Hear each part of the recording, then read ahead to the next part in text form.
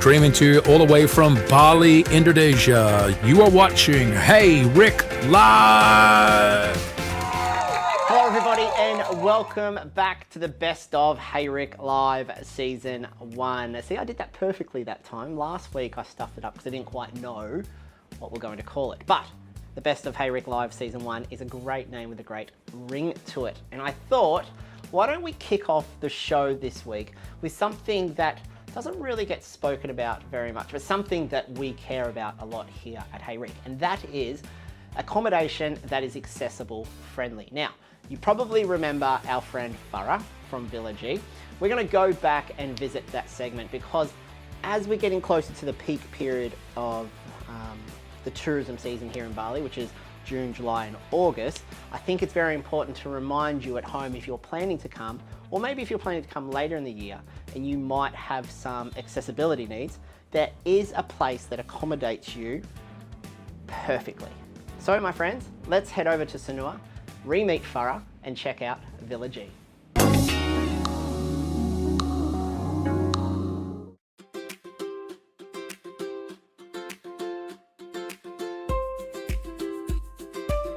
Hello everyone and welcome to our Villa of the Week. I have come all the way across to Sanur today, all the way across. I talk like it's a million miles away. It's only a 30-minute drive from Seminyak in heavy traffic, but I've come across to Sanur to meet Farah and learn about their accessible villa that they've developed called Villa G.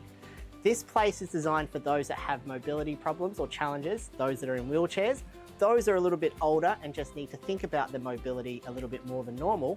And I've been told it has been designed to regulations that would rival those in Western countries. So let's go in, let's go and meet Farah, and let's go and discover Villa G.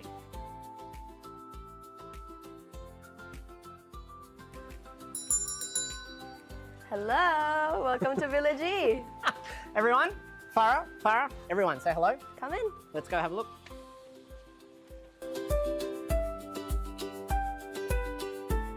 Tell me about this room.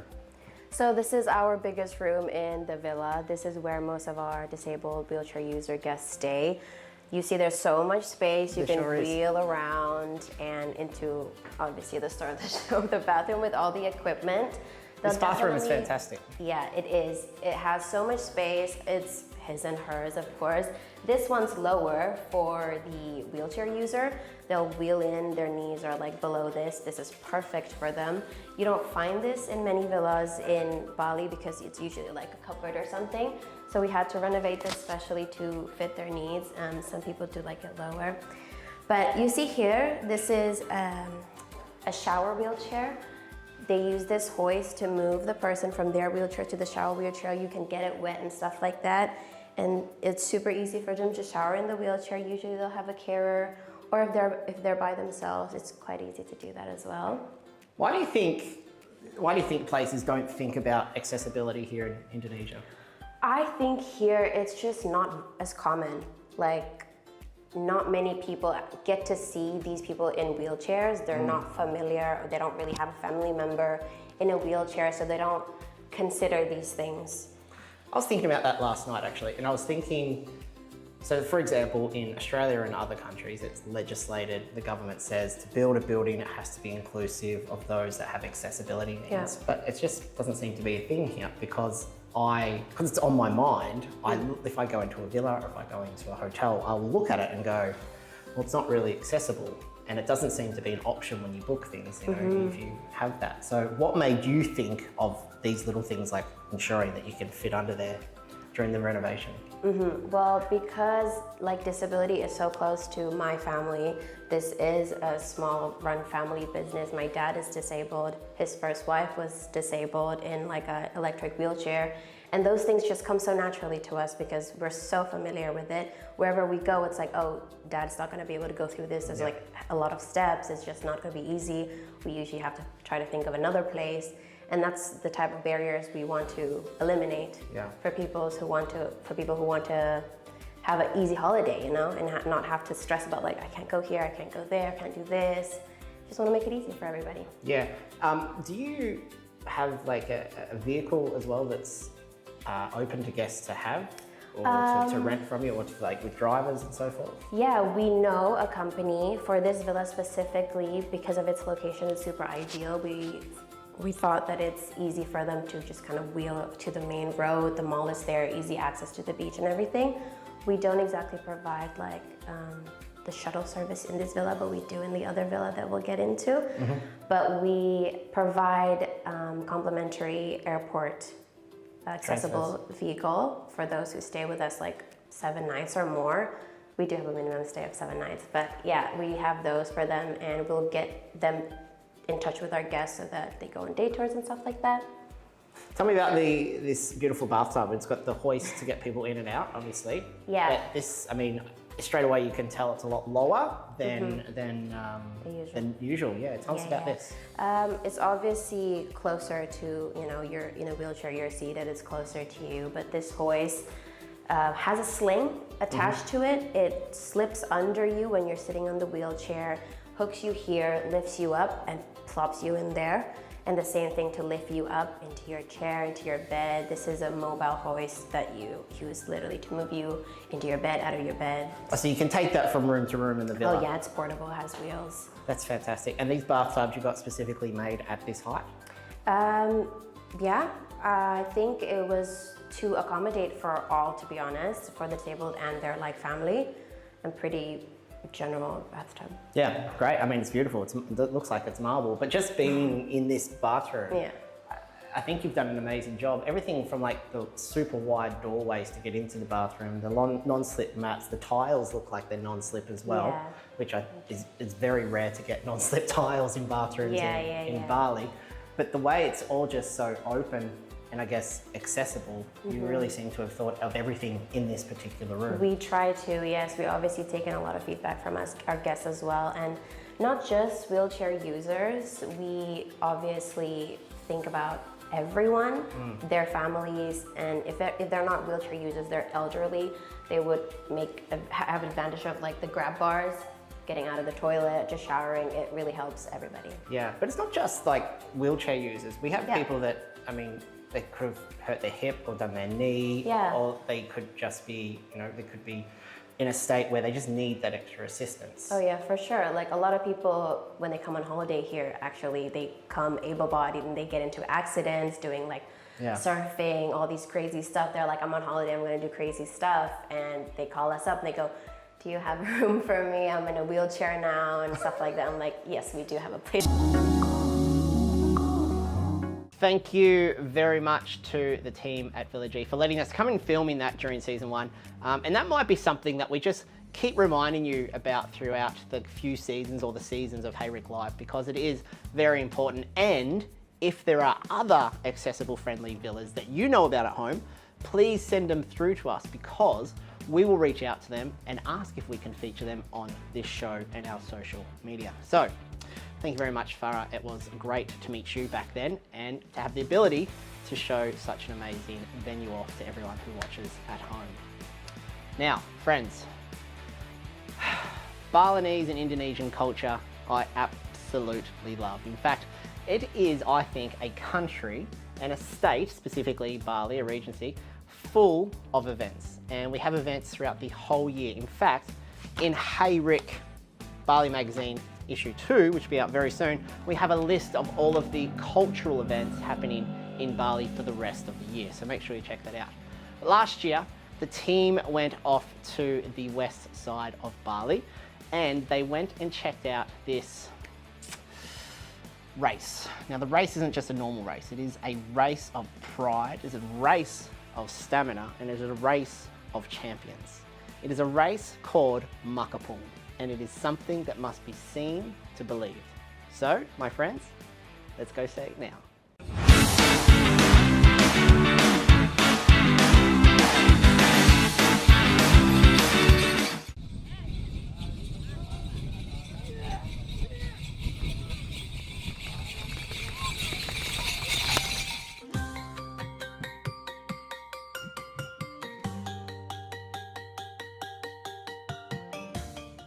On the west coast of Bali, there's a place built on green fields, tough work, and proud hearts.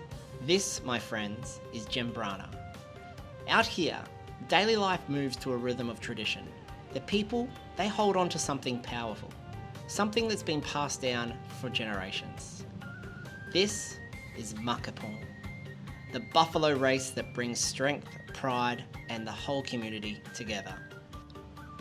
Every year, farmers, families, and riders gather not just to race, but to honour their land, their history, and the people who came before them.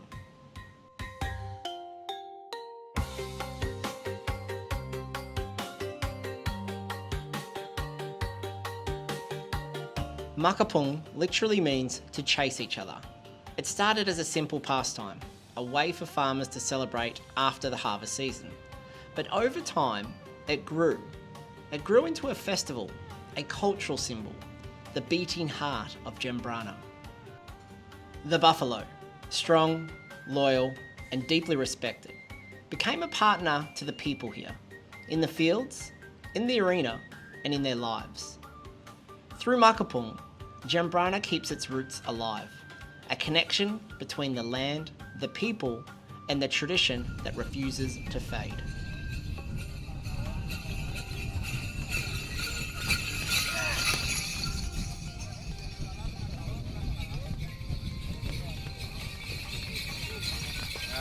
Bulan ini ada istilahnya kita punya kerbau pacuan itu kan ada turun temurun dari kakek dulu kan begitu.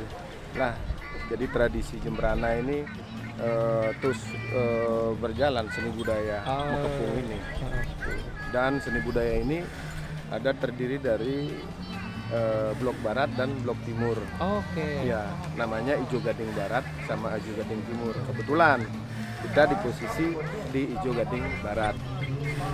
Nah, itulah posisi daripada event seni budaya itu dilihat sudah disampaikan tadi sama tuan paman saya.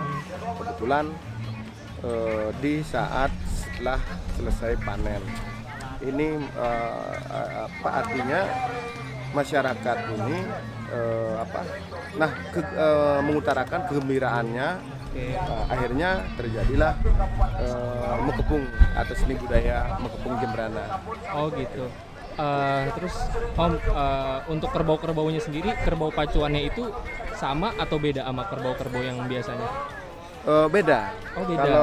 Kalau di kerbau kayak begini kita pakai pacuan itu harus di istilahnya kebiri ya. Iya, itu agar larinya kencang. Oh gitu. Ya, larinya kencang. Jadi dan kondisi daripada tenaganya terjaga. Ya, istilahnya tidak ada istilah birahi atau apa begitu. Itu dan perawatannya juga. Nah, iya itu. Perawatannya juga kadang-kadang kita latihan seminggu, hari Minggu ini latihan, hari 2 minggunya kita udah pertandingan event. Nah, ketika setelah selesai latihan, kadang-kadang kita manggil dokter hewan untuk kita jaga perawatan, terus suntikan, vitamin, itu yang kita lakukan. Jadi pemeliharaannya luar biasa. Berarti Om, untuk estimasi biayanya untuk perawatannya itu cukup besar juga ya, bisa sampai nominal jutaan juga? Kalau kita hitung-hitung yang namanya hobi ya, hobi dan menjaga seni budaya ya sangat lumayan besar. Kita lakukan belum pemeliharaan nyari rumput, belum pemeliharaan kita ngasih jamu, telur untuk diminum sama kerbau. Itu yang agar seperti kita manusia, perawatan agar bisa terjamin juga kondisi tubuh daripada kerbau-kerbau itu. Oh gitu. Terus Om, kira-kira itu kerbau-kerbau yang pacuan ini tuh harganya sama kayak harga kerbau biasa atau bahkan lebih mahal sih? Beda. Kalau kerbau biasa yang nggak pakai pacuan itu di bawah. Kalau kerbau pakai pacuan begini, berkelas begini, ya nominal kurang lebih 80 juta sampai 100 juta. Satu pasang.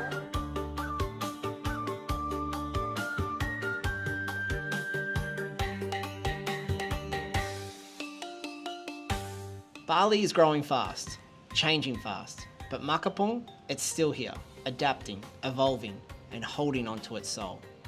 Today, the community and the government work together to protect it, not just as a festival, but as part of who they are. For the younger generation, Makapung isn't just a story from the old days, it's their identity, their pride, and believe it or not, their future.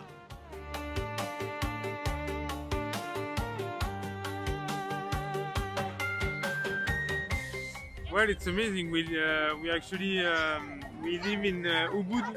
We are in Ubud right now, and I saw on internet that there was this race, this buffalo race, and well, we don't have that in France, of course, and so I wanted to see that, to participate in a local and traditional event like this one. And it's good to be here.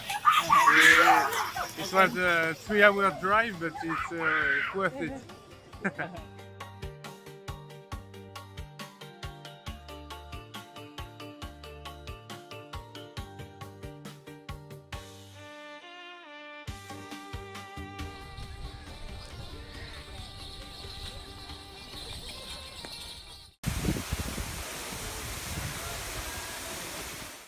Makapung, I tell you, it's not for the faint-hearted. In fact, it is an amazing thing to witness, and it happens a couple of times a year. So keep an eye out on Hey Rick Live or the Hey Rick socials, because we will let you know. In fact, we are going to put together a social club event for the Hey Rick Social Club. I don't think I've announced that yet. Hey Rick Social Club, check it out on Facebook and Instagram. But we're going to put together an event where we take a bus of people up to the area where the Makapung races are, and you can witness it yourself, because we want to showcase as much Balinese and Indonesian culture as we possibly can. Speaking of culture, last week we looked at the potong babi, the sacrificing of the pig, which is part of Galungan, and Galungan is getting closer and closer, and you might be starting to see or hear about some of the penyors being developed. Now these are these beautiful bamboo pole creations that are done by the Balinese, and they are placed in front of the Balinese homes. You will see a whole variety of these during the Galungan celebration. You'll see small ones, and you'll see these grand, big, elaborate ones as well, and they're all so beautiful. Last year, we were invited up to a Balinese family's home to document what happens in the process of building a penyor.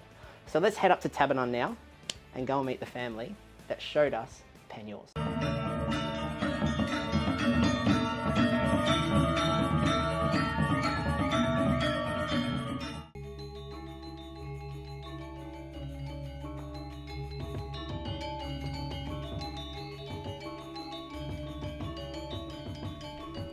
Every 6 months in Bali, the village roads change. They become corridors of meaning. Tall bamboo poles arc gently over the street, standing in front of family homes. These are penyor, raised to welcome Galungan. They're more than decoration. They're statements of gratitude for prosperity, for life, for balance in the universe. Every curve of bamboo, every strand of woven janjur carries a philosophy passed down through generations. A reminder that harmony isn't accidental here. It's built, shaped, and renewed again and again by hand. Berapapun tingginya dia harus tetap melihat ke bawah. Harga ini 40 ribu. The making of a penyor begins with choosing the right bamboo.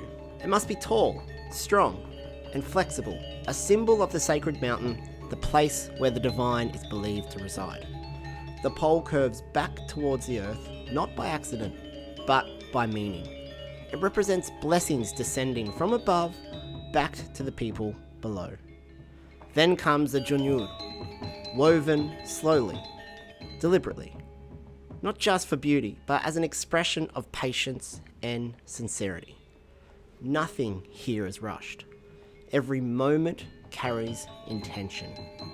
A quiet reminder that reverence isn't spoken, it's practiced. Pestana di penyor ini. Jadi nanti kalau sudah kita mau cabut, kita kembalikan lagi aura itu kita kembalikan. Terus semuanya ini kita lepas, bakar, tanam di tempat kita menancapkan itu. During Galungan, kitchens across Bali come alive. They become places of movement, heat, conversation, and togetherness. Traditional dishes like lawa, satay lilit, urutan, and pork, cooked in Bali's distinctive spices, are prepared slowly and with care. These aren't just meals. They're part of a ritual, part of an offering, a quiet expression of gratitude for life itself. Cooking is done collectively, family, neighbours, generations working side by side. In every chopped ingredient, every glowing ember, deeper values are at work here. Unity, respect for ancestors, balance between people, nature, and the unseen. Through these Galungan dishes, tradition isn't just celebrated, it's handed down, lived, shared, and carried forward one generation at a time. On the day before Galungan, known as Penampahan, villages across Bali stir into motion. Homes open up, yards begin to fill, the work begins. Families and neighbours come together, young and old, moving with purpose, sharing the load. They're not just raising the penyor, they're strengthening the ties that hold the community together. When Galungan arrives, the penyor stand quietly among the roads. They don't explain themselves, they simply remind people how to live, with balance, responsibility, and most of all, gratitude. Ada Angpati, Prajapati, Vanaspati, Vanapati, Raja, itu nama-namanya. Jadi selama kita di dunia ini, merekalah yang menjaga kita. Kalau kita punya kesulitan, kita ingat aja menyebut nama mereka berempat, dibantu. Jadi tetap kita Cuma untuk Galungan atau setiap hari. Setiap hari. Apa yang kita masak, apa yang kita buat, dan kopi juga sama. Nasi pandan saiban namanya setiap hari. Penyor, it's an amazing part of Balinese culture, to be fair. I just couldn't help but think that the penyor really does make you slow down in a busy world. Every 6 months, this process is done by everybody who lives in Bali and follows the Balinese religion, the Hindu religion. Twice a year. It really is an amazing part of Balinese culture that we get to share and see and experience when we visit Bali during Galungan. And when the ceremonial cycle concludes on Kuningan, the penyor remains standing, still present, still watching. Their meaning doesn't end with the festival. It carries on, passed quietly from one generation to the next. A reminder that true beauty comes not from display, but from intention, from togetherness. Penyor are not just a tradition. They're the prayers, reaching upward, connecting earth to the heavens. So the next time you find yourself in Bali during Galungan, look up at the penyor, not with amazement, but with awareness. Because what you're seeing isn't decoration. It's a living expression of gratitude, balance, and belief. A sacred moment shaped by the hands of humans and carried forward through generations. Are you a twin, or do you know a twin? Because twins here in Bali are considered royalty. And I remember when we showcased this next segment, a lot of people commented on how special it was to know that twins were treated with such high regard. So I thought, for the best of Hey Rick Live Season 1 Episode 2, we might go and revisit the twin ceremony that we got invited to, and very, very lucky, we're able to film to show to you at home what it's like to be a twin in a certain area of Karanasam.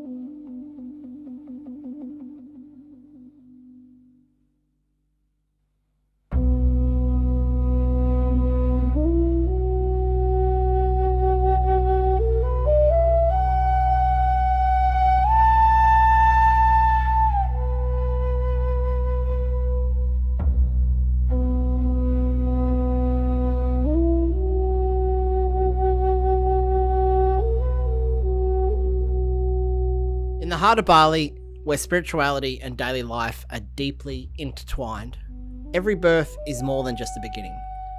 It is a moment that connects the physical world with the unseen. But for centuries, one type of birth carried a meaning far beyond celebration: the birth of twins. In Balinese culture, twins, especially a boy and a girl, known as Kembar Bunching, were once seen as a powerful and unusual phenomenon. Not just rare, but spiritually significant.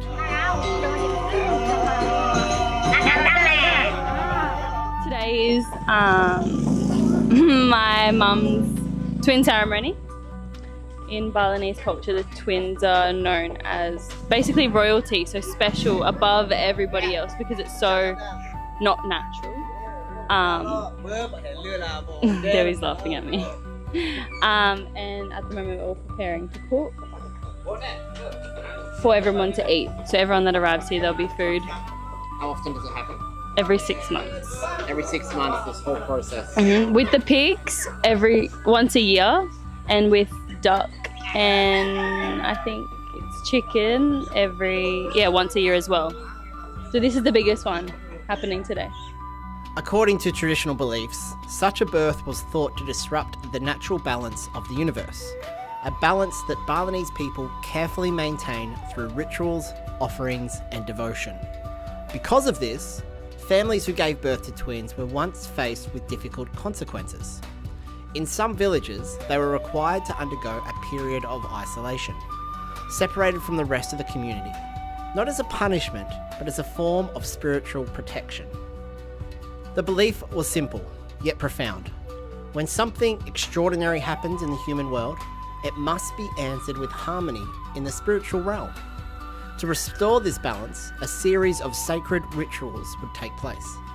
Ceremonies designed to cleanse, to purify, and to realign the energies between the seen and the unseen worlds.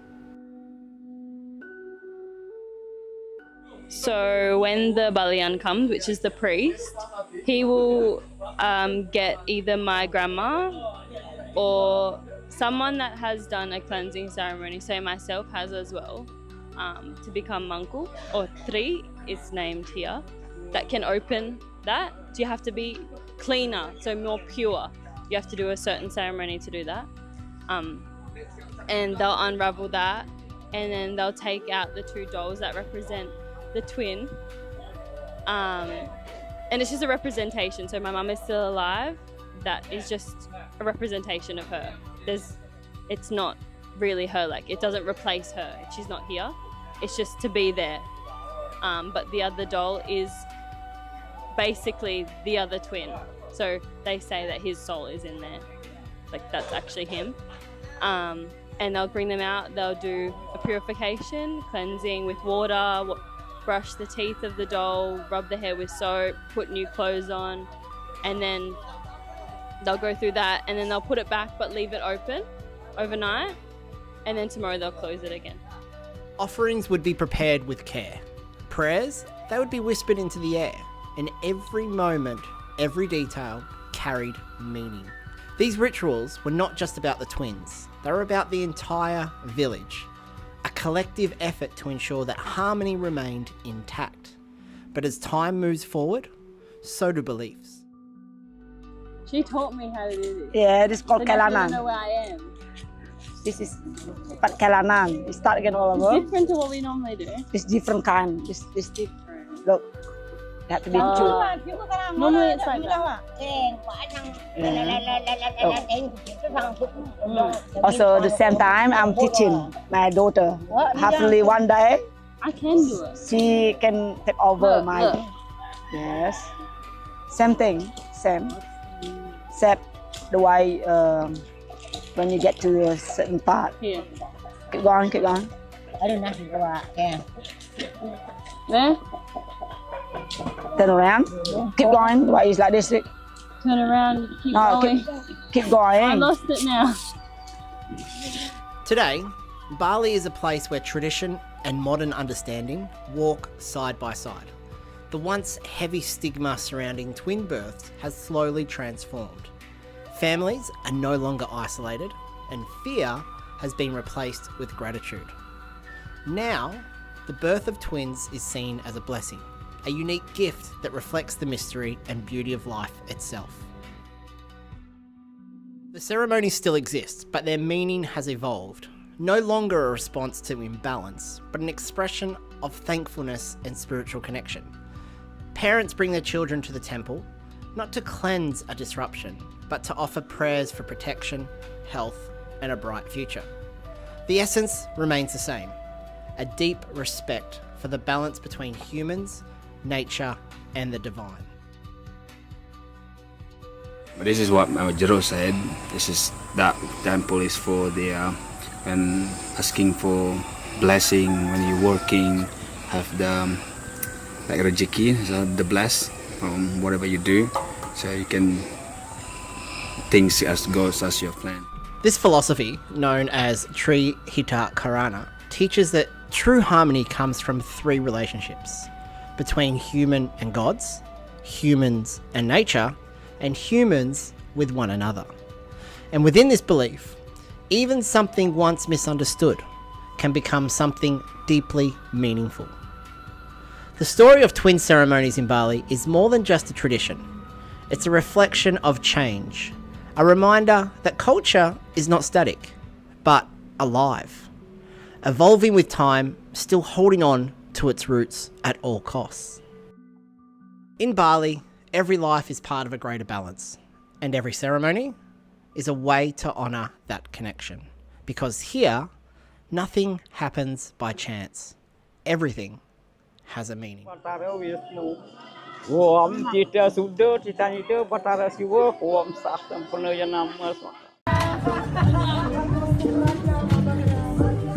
That time of the week, my friends, what's the surf going to be like? Let's cut to Rod down at the beach and check out the surf report.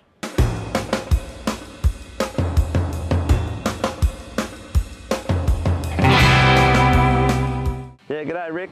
Hi everyone, I'm Rod doing this week's surf report for Haywick. Today it's a little bit overcast.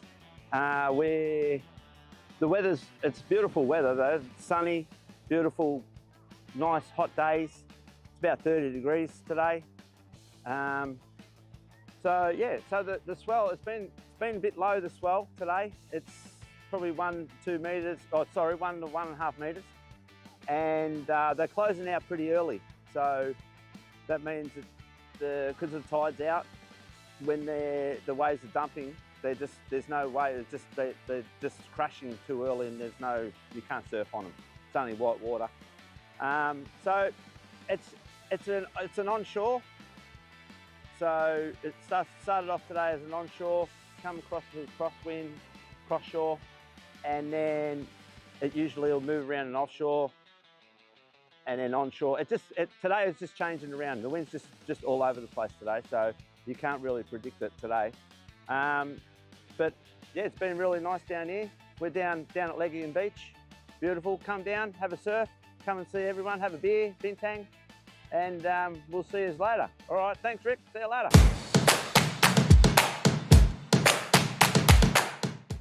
Thanks Rod, it is an absolute pleasure hearing the surf report from you. I'm not sure, should we call you Rod or should we call you Rodney? You let us know please on the next one. But more importantly, the weather. What's going to be the weather next week? I get so many questions about the weather, and I know it's very, very important, but there is so much to see and do here in Bali when the weather isn't great. But just got to remember, it's hot here. Even during the rainy season, it's still hot. And let me tell you, next week, it's going to be hot. In fact, if you're coming to Bali next week, this is the weather you have to look forward to. If you're coming tomorrow, being Monday, it's going to be a top of 31 degrees and blue skies all day. Tuesday, 32 degrees, blue skies all day, so bring your hat, sunglasses. In fact, you should probably look at buying some of the Haywick sunglasses.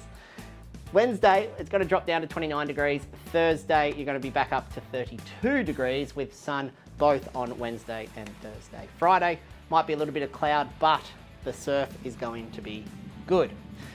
Saturday, we're going to look at 31 degrees, and Sunday to finish off the week, 33 degrees and bloody hot. In fact, I might see you down at Cocoon enjoying a cocktail or two in the pool. Well, everyone, thank you so much for tuning in for another episode of the Best of Hey Rick Live Season 1. Don't forget, Hey Rick Bali magazine is available online. Check out heyrick.com.au, click on the magazine and have a read. In fact, share it to someone who you think would enjoy reading this magazine. Number 2 is coming out very, very soon, so keep an eye out the socials for that information. And I just wanted to share something else with you. I was over in Surabaya recently and I found this book at the Heroes War Monument in the museum there, and it's about Britain's secret war here in Indonesia from 1962 to 1966. Highly recommend you check this out because it talks about the role the British played in helping the Dutch try and get Indonesia back in their hands after World War II, but it also talks about the secret war from 62 to 66. It is a great read if you're into Indonesian history. So check that out. Friends, thank you so much. It has been an absolute pleasure being with you again this evening, but I will see you same time, same place next week. From Bali, see you soon.